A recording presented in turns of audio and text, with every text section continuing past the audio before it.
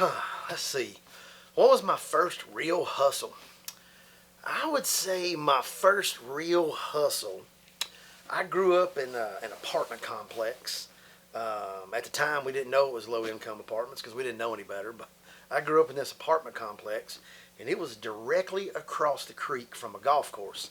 It was a little par three, wasn't much to it, but man, we were poor kids. We didn't know. We thought golf was cool.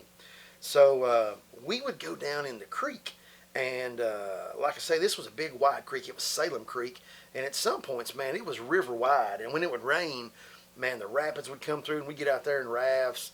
Probably the closest I've ever come to drowning in my life was in Salem Creek.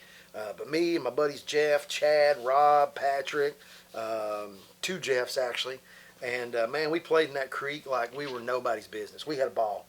But we would go down there and we would dig in the creek bank, and you'd see them laying there. There'd be golf balls everywhere. And these ledges and stuff, these golfers couldn't get down there. So we'd go down and we'd get the balls, we'd take them home, we'd clean them up. Well, we'd been doing this for probably 2-3 months, and we had hundreds of golf balls. They were everywhere. We didn't know how to get rid of them because nobody in our neighborhood played golf because they were all poor people. So we went over and we made a deal with the golf pro there at the golf course. And he said, well, I'll tell you what. He said, I like Titleist golf balls. He said, if you'll bring me a dozen Titleist golf balls every week, he said, you guys can set up out here in the parking lot, and in the afternoons or in the morning, you can sell used golf balls. We thought, man, that's a pretty good deal. So we took them and we just had them. And at first, we weren't really doing anything to them. We just had dirty golf balls. And people would buy a few, but they would always say, y'all need to wash them. Y'all need to clean them up. Wash them, clean them up. So we finally figured out this solution of water and bleach and rags. And we'd take and put them in these big vats and put them on our back porch, and we'd clean golf balls. So we started cleaning them up, man. Golf balls became pretty valuable. We had a heck of a summer, man. I don't remember exactly how much we made, but it was thousands between three of us. And I remember going to the beach at the end of that summer with our families. And man, we got to rent them three-wheeled bikes, and that was when parasailing was brand new. We all got to parasail. We got airbrush T-shirts. We were at the arcade every night. I mean, I honestly think we probably took more money than our parents did. But that summer, they were building some new condos, and this golf course came down and came around, and then the creek kind of made a turn. And right there where the creek made a turn, they were building these brand new condos, and where they had done some grading and stuff, there was this, right beside the green, there was this huge patch of mud. And it probably wasn't nearly as big as I remember it, but let's just say it was 50 by 50. Well, we were out there on the golf course one day goofing off, and we got this great idea to bury ourselves down in the mud. So we buried ourselves down in the mud, and we covered up our pants and shirts and faces, slicked our hair back, and we would lay there, and we were just messing around, jumping up like we were monsters. And we got the bright idea that we were going to do this to golfers. So we burrowed down in the mud and got all slick back, and we would wait until they'd get up to putt, and then the three of us would jump up and we'd take off chasing them. And man, I wished like anything video had been around back then, and YouTube and TikTok, because man, we could have made millions. But we would chase these guys and these old men. It would scare them to death.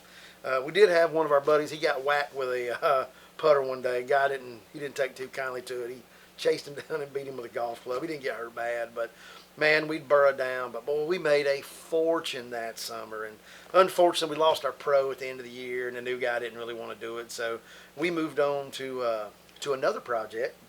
Me and one of my buddies from school. I went to Calvin H. Wiley Middle School, and people who live in Winston-Salem know that's across from R.J. Reynolds High School. And we went to the health department for a field trip, and I was a pretty bad kid. I was a terror in the 6th and 7th grade. And I don't remember, it was either 6th or 7th grade. I remember the teacher was Miss Nelson. And man, I've prayed for this lady, because I'm going to tell you, I absolutely tortured her. We all did. But we went to the health department. And we walk in, and they had these 2 big bowls of condoms. And when I say big bowls, I mean these things look like they'd hold 10 gallons of water apiece. And they were full of condoms, every color, red, blue, yellow, pink, purple. So me and one of my buddies, we were like, man, what is that? And they were like, well, they're condoms. And we had kind of learned what a condom was, but we didn't really know.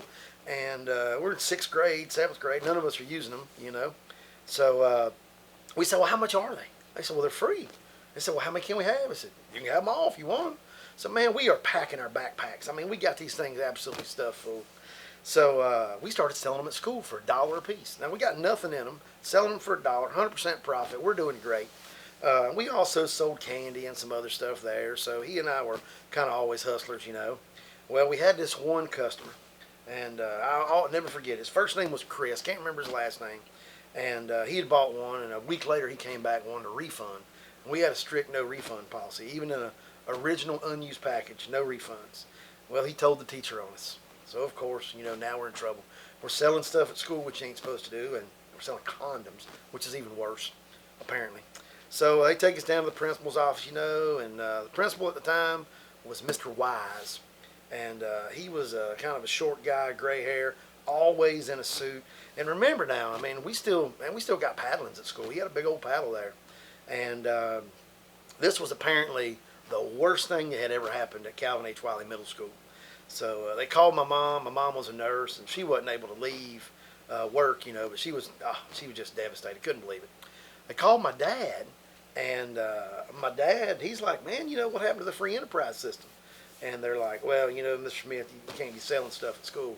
So they told Dad he had to come get us. Said, you know, they weren't going to put us on the bus. We didn't need to be around anybody. So he went up there, and him and Mr. Wise had a very heated debate and conversation, and we were only going to get suspended for 3 days, but we ended up getting suspended for 10. Not exactly sure what went on in the office after we were asked to leave, but it got us a full 10 days out of school. But man, we were just doing our part. We were out there selling condoms, and we were trying to help prevent the spread of STDs and preteen pregnancy. But I'd say that golf ball thing morphed into the condom thing, and those were probably my first two hustles, and kind of got a little taste of victory, and really couldn't give up after that. But that right there, that's how it all got started right there. Golf balls and condoms, man. Bad Brad was doing it back then too.